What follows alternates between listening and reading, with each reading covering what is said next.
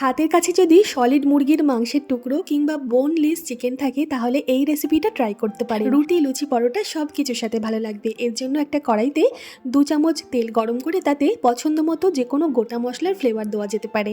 আমি দিয়ে দিলাম একটা স্টার অ্যানিস। এরপর 3 চামচ পেঁয়াজ বাটা দিয়ে পেঁয়াজটা লালচে বাদামি রং করে ভেজে নেব। তারপর দিয়ে দেবো আদা রসুন আর লঙ্কা বাটা 3 চামচ। আদা রসুনের কাঁচা গন্ধটা যতক্ষণ না যাচ্ছে ততক্ষণ আদা রসুনটা ভেজে নিতে হবে। তারপর একটা বড় মাপের টমেটো পেস্ট করে দিয়ে দিলাম।